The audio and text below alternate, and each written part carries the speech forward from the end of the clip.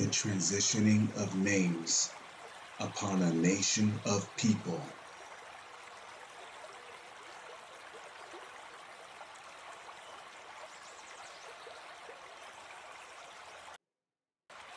Shalom. First and foremost, giving God praises, honor, glory, respect, and blessings to Yahweh, Ba'ashem, Yahweh Shai, Ba'ashem Rachapadash. Salutations to the Lord's elect on the four corners of the earth, pushing this truth and sincerity while patiently waiting for Yahweh Shai's return, and double honors to our apostles and elders of Great Millstone, which have taught us everything we know through the spirit and power of Yahweh, Ba'ashem, Yahweh Shai. Now, the reason why I'm doing this video is to show you how throughout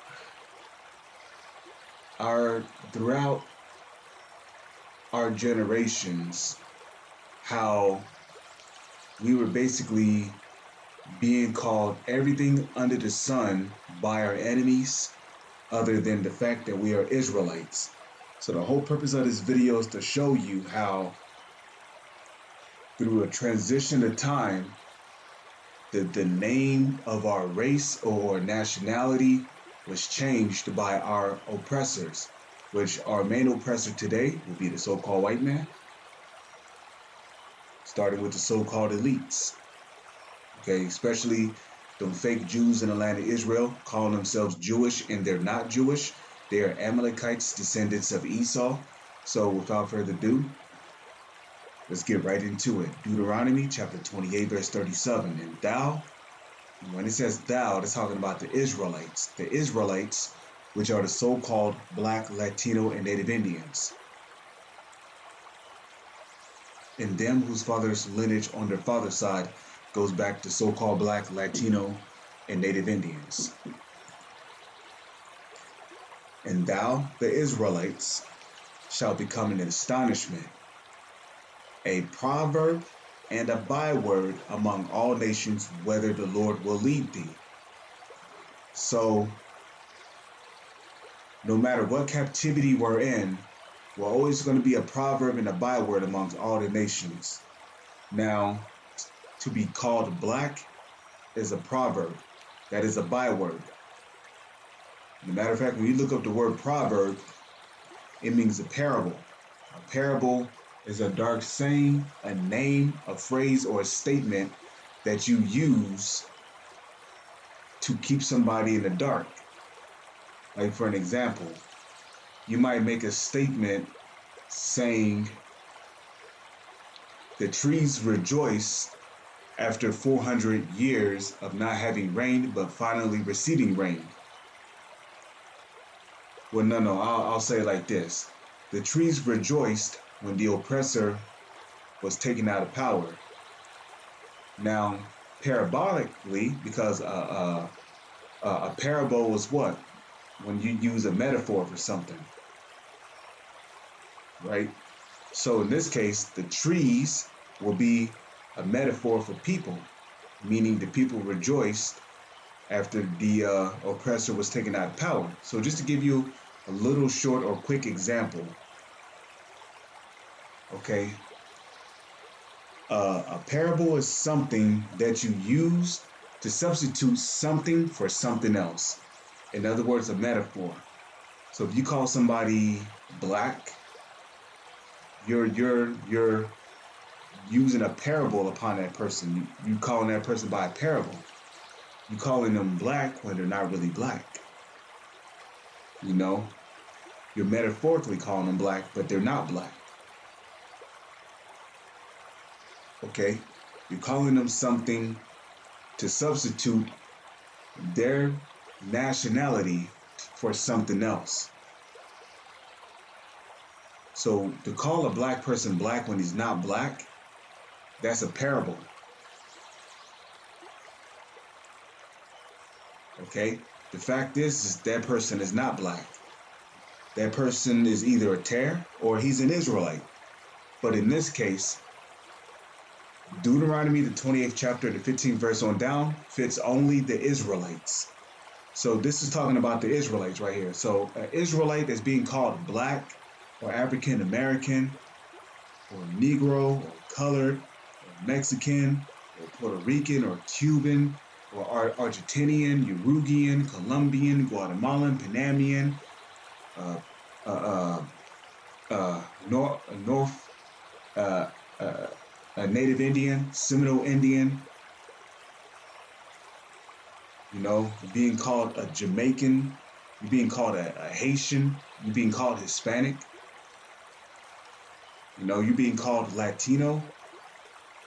Those are parables that was put upon you by the oppressor, the so-called white man, to substitute the name of your nationality for something else.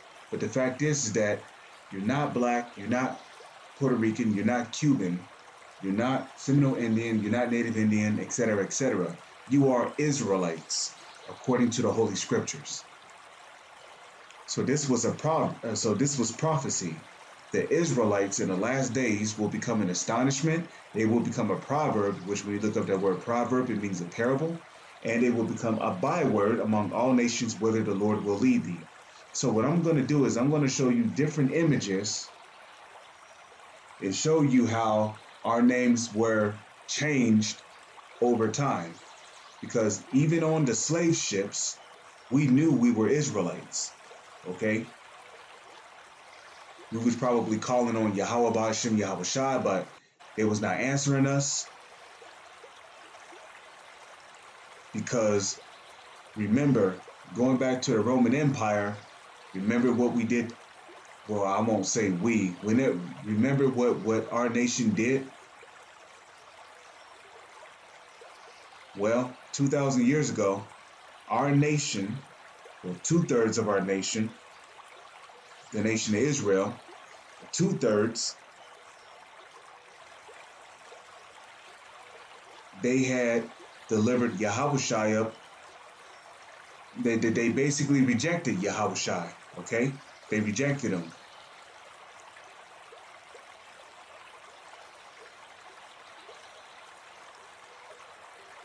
And then our people delivered Yahushua up to the Romans to be murdered, to be crucified. So the Lord did not forget about what our people did to his son. Yahushua was an innocent man who was murdered on a cross. He died a painful death, but he was risen. You know? So slavery, obviously, and us being in captivity to this very day is a punishment for our rebellion against the Heavenly Father. Okay? But on the slave ships, that's when they started calling us anything but our nationality, which is the fact that we are Israelites.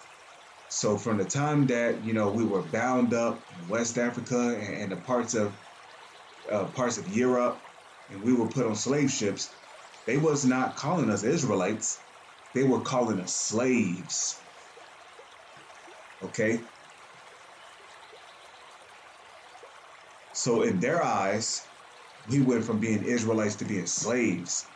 You see?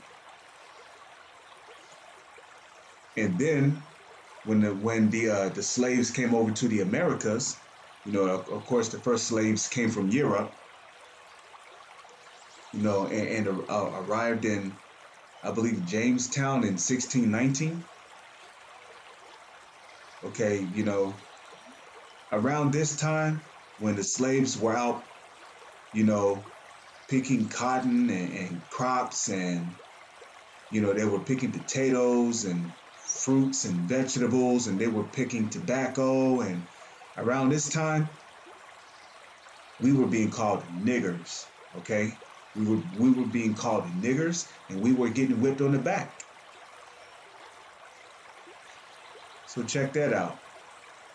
We weren't just slaves at around this time. Around this time, around the 1600s, we were being called niggers.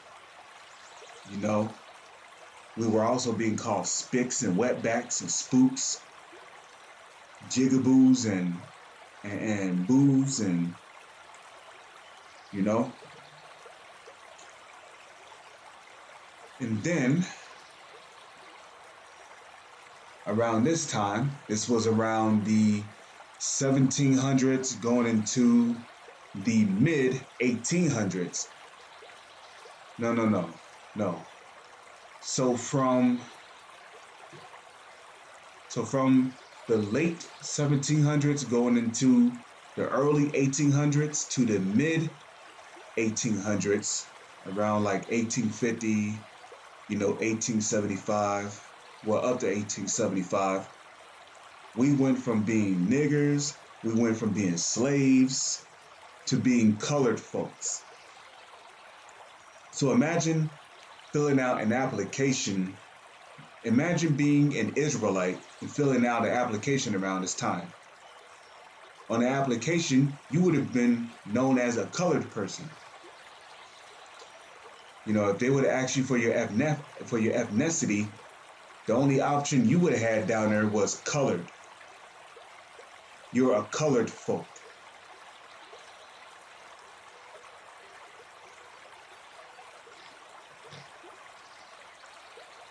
Okay? Excuse me a minute.